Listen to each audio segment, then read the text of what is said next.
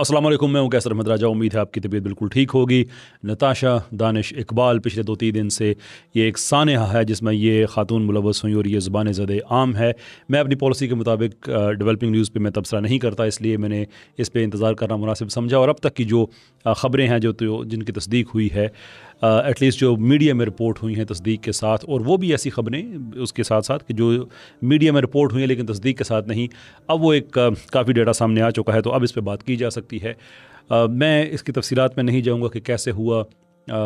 ज़मीनी तौर पर अर्ज़ करना मेरे ख्याल में मुनासिब है। बार बार फिर लोगों का दिल दुखे, फिर दिल टूटे, ये वीडियो जो मरहूमीन हैं उनके फैमिली वाले देखें, और मैं नहीं चाहता कि उनको दोबारा से उस अज़ियत से ज़हनी तौर पर फिर गुज़रना पड़े। मुख्तसर बात है कि ये ख़ातून जिस रफ़्तार से गाड़ी चला रही थी वो गलत था, जहाँ पे चला रही थी वो गलत था, और उसके बाद जिस हालत में ये गिरफ़्तार हुई हैं वो हालत गलत थी। जो असल में आपकी तवज्जो है वो जिस तरफ दिलाना चाहता हूँ कि पाकिस्तान में कुछ लोग ये तासुर दे रहे हैं कि ये अमीर वर्सेस गरीब की बात है। इट्स ट्रू, मैं इसको डिनाई नहीं करता कि अमीर वर्सेस गरीब की ही बात है, लेकिन इस हकीकत को हम डिनाई नहीं कर सकते कि ये जिसको एलीट क्लास या जिसको ये कहा जाता है, ये असल में लिबरल्स की है। ये सेकुलर का जो लिबरल वर्जन है ये उनकी है।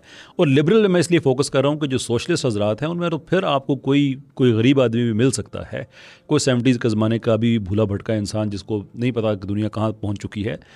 लेकिन जो लिबरल्स हैं इनमें तो गुर्बत, यानी कि मेरे को पाकिस्तान में कोई ऐसा आदमी नहीं देखा जो लिबरल भी हो और अपना गरीब भी हो।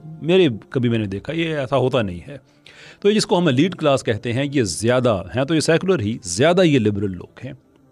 ये वो लोग हैं कि ये किसी भी हद तक गिर सकते हैं। और ये पाकिस्तान में जब बात हो रही होती है मौलवी कितना बुरा आदमी है, कोई उलमा कितने ज़ालिम आदमी हैं, फ़लाँ जगह ये हो रहा है फ़लाँ, आप इन लोगों की ज़ुबानें देखें कि इनकी मुलाजमों के साथ क्या ज़ुबानें होती हैं। इनके घरों में बच्चियों का हर तरह से, यानी कि मेंटल, फिज़िकल, सेक्शुअल अब्यूज़ होता है जो उनके घर में मेड्स काम कर रही होती हैं। ये मैं आपको वो कहानियाँ सुना रहा हूँ कि जो ऐसा नहीं है कि आप सोचते होंगे कि यार इनका लाइफस्टाइल ऐसा तो ऐसा होता होगा। मेरा बड़ा उठना बैठना इस तबके में, और गिला भी करते हैं कि ऐसी बातें क्यों करते हो। तो मैं कहता हूँ और कहाँ करूँ ये बातें, मैं किससे शेयर करूँ ये, मैं अगर अपने लोगों से ही ना करूँ तो ये वो तबका है जहाँ पे इज़्ज़तें महफूज नहीं होती हैं। ये वो तबका है जहाँ पे अमानतें महफूज नहीं होती हैं। ये वो तबका है जहाँ पे कोई दूर दूर तक इस्लाम का कोई ताल्लुक ही नहीं है। इन लोगों ने अपने मुलाजमों के बर्तन तक अलहदा रखे हुए होते हैं। ये वो लिबरल जो इक्वालिटी पे बिलीव करते हैं, ये वो लिबरल जो कि फंडामेंटल ह्यूमन राइट्स पे बिलीव करते हैं। ये अपने मुलाजमों को सब ह्यूमन समझने वाला तबका, जो पाकिस्तानी वर्शन जो है मैं उसकी बात कर रहा हूँ, ये बैठ के गाली दे रहा होता है सारे पाकिस्तान को। इनके लिए कोई फ़र्क नहीं है कि ये किसी गरीब पे गाड़ी चढ़ा दें या ये किसी आदमी की इज़्ज़त को पामाल कर दें। मैं कई दफ़ा ऐसा हुआ कि इनके ये जो so called high and restaurants हैं वहाँ पे बैठा हुआ इन्हीं में से कोई एक ख़ातून, उसको कोई सैंडविच सर्व किया गया, कॉफ़ी सर्व की गई, वो कोई गरीब बच्चा है जो सर्व कर रहा है वहाँ पे, जो वेटर है वो मुलाजिम है वहाँ पे, एक उसमें से उस बच्चे की इतनी इज़्ज़त नफ्स मजरूह करती है। तुम्हें ये नहीं पता ये कैसे बनाते हैं, तुम्हें मैनर्स नहीं है, तुम्हें पता नहीं है कि ये फ़लाँ चीज़ इसमें ऐसे डाली जाती है। क्यों? इसलिए के साथ जो दूसरी लिबरल खातून बैठी हुई है उस पे ये अपना रोब डाल सके कि मुझे पता है कि फ़लाँ सैंडविच कैसे बनता है, फ़लाँ चीज़ कैसे। और हालत ये है कि ये अगेन मैंने अपनी कानों से सुनी बातें हैं। ये देहाती लोग अगर करें तो समझ में आने वाली है, कोई बात नहीं है। ये लोग स्पगेटी को स्पेक्टी कहते हैं ये लोग टिमीज़ में ड्रेस पहन के जाते हैं, पूरा ड्रेसअप होके जाते हैं। ये ज़हनी तौर पे इतना थका हुआ तबका है कि कुछ नहीं जानते इन चीज़ों के बारे में, लेकिन इसके बावजूद सिर्फ अपने what ever they call knowledge, उसका रोब झाड़ने के लिए ये नहीं देखते कि हम किसकी इज़्ज़त पामाल कर रहे हैं। वॉशरूम में वहाँ पे जो पब्लिक प्लेसेस जो हैं, जैसे ये मोटरवे वगैरह पे जो होते हैं, क्या मोताम हो गए या एयरपोर्ट्स पे हो गए, आप इनको कितनी तजलील के साथ ये वॉशरूम में जो अंदर वहाँ पे जो यानी कि जो सफाई करने वाले हैं, जैनिटर्स हैं, जिस तरह से ये उनसे बात कर रहे होते हैं, जिस तरह से वहाँ पे खाना ऑर्डर करते हैं, जो खाने के आउटलेट्स हैं एयरपोर्ट्स वगैरह पे, आप इनकी देखे चलते फिरते फ़िरौन। और गाड़ी किसी पे चढ़ा देना, नो प्रॉब्लम। जो सामने वाला है वो गरीब इंसान है, उसका क्या। और अगेन मैं इसको अमीर गरीब की मैं तफरीक नहीं देख रहा। ये वो तबका है पाकिस्तान का कि आप अंदाज़ा करें कि पाकिस्तान के ये तबका, मतलब मैं अब कहाँ से ये कहानी स्टार्ट करूँ, कहाँ पे ख़त्म करूँ कि पाकिस्तान का ये टॉप 1%, पाकिस्तान की 9% इनकम इनके पास है। 9% एक मुल्क की इनकम, अंदाज़ा करें वो कितनी इनकम होगी, 9%।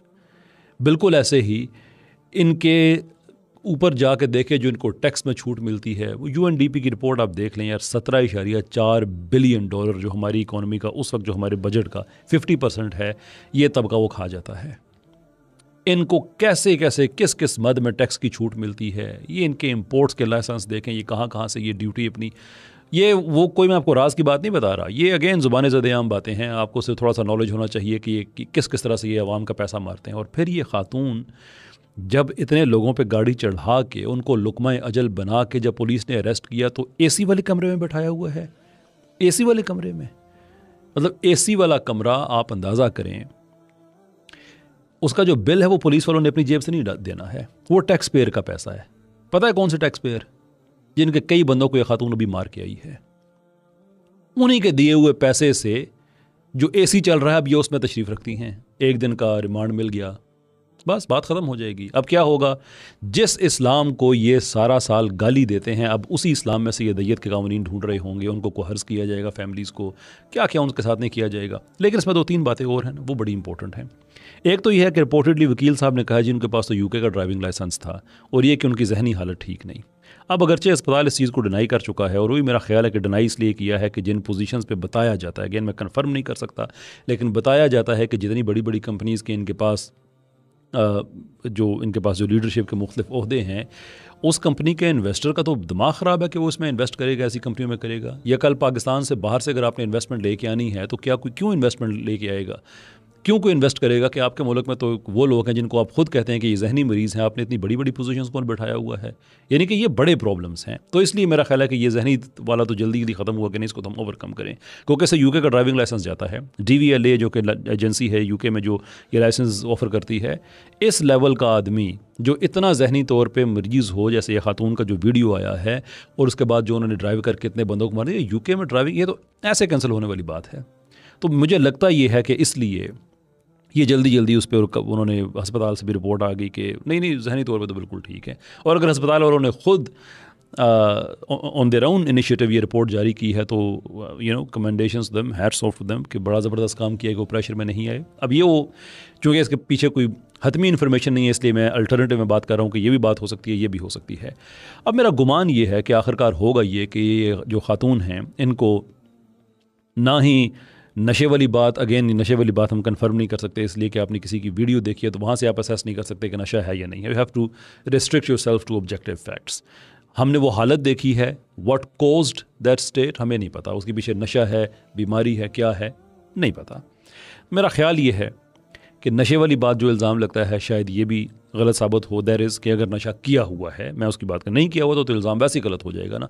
अगर किया हुआ है तो मेरे ख्याल में वो भी गलत साबित करा दिया जाएगा, मुस्तकिल जहनी हालत वाली वो भी ख़त्म करा दिया जाएगा। मेरा ये गुमान है कि घूम फिर के बात आएगी, कोई टेम्प्रेरी लैप्स ऐसा आ गया जिसकी वजह से वो उस वक्त he was not quite with it, और बस ये आर्जी तौर पे उनका जो है वो जहनी तौर पे वो उनका कोई हो गया, जैसे आज छोटे छोटे स्पेल्स एंजाइटी के और इस तरह के वो आ सकते हैं, तो शायद कोई ऐसी बात हो गई।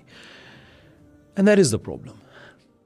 ये है वो लिबरलिज़म का घनावना चेहरा जो सारा साल मौलवी, सारा साल आलिम दीन, मदरसा, मस्जिद इनको गालियाँ देता रहता है कि इनकी वजह से पाकिस्तान की तरक्की नहीं होती है, जबकि ये शिकारी हैं। मैं एक लफ्ज़ इस्तेमाल किया करता हूँ, शिकारगाह, कि पाकिस्तान इनके लिए शिकारगाह है। और शिकारगाह इसलिए है कि शिकारगाह में लोग जो जाने वाले होते हैं वो बड़े महज़ब लोग होते हैं जो शिकार करने वाले हैं। वहाँ पे आम कोई जाहिल अज्जड़ अनपढ़ आदमी नहीं होता, बल्कि वो शिकारगाह को मेंटेन भी करता है कि जो सप्लाई लाइन है पीछे से वो आती रहे, इनफ जानवर पैदा होते रहें जिनका शिकार किया जाता रहे, उसका रख रखाव भी थोड़ा सा रखते हैं, उसका बज़ाहिर हुलिया भी उसका ठीक रखते हैं उस जगह का। लेकिन होता इसलिए है कि जुल्म का सिलसिला जारी रहे। मैं शिकार के ख़िलाफ़ नहीं हूँ, मैं शिकारगाह की एनालॉजी यूज़ कर रहा हूँ कि जब आप शिकार को या शिकारगाह को आप एक मुल्क को शिकारगाह के तौर पे देखें तो ये जुल्म होता है। तो ये पाकिस्तान में थोड़ी बहुत डेवलपमेंट भी हो जाती है, पाकिस्तान में थोड़ा बहुत ये लोगों का ख्याल भी रख लेते हैं, लेकिन जो अल्टीमेट बात है इनके लिए, पाकिस्तान इनके लिए शिकारगाह है। गरीब आदमी ही इनके बिल पे करता है, गरीब आदमी ही इनके बिजली के जो प्री फ्यूल्स हैं वो पे कर रहा होता है। गरीब ही आदमी होता है जिसके टैक्स के पैसों से क्या कुछ इनको, इस गरीब के टैक्स का पैसा ऊपर जाता है, ऊपर उनको छूट मिलती है, जो छूट मिलती है पैसे जो बचाते हैं उससे अपना वो लाइफस्टाइल मेंटेन करते हैं, बड़े बड़े घर बनाते हैं, बड़ी बड़ी गाड़ियाँ लेते हैं, और फिर वो गरीब आदमी ही होता है जो उनकी गाड़ियों के नीचे आके कुचला जाता है।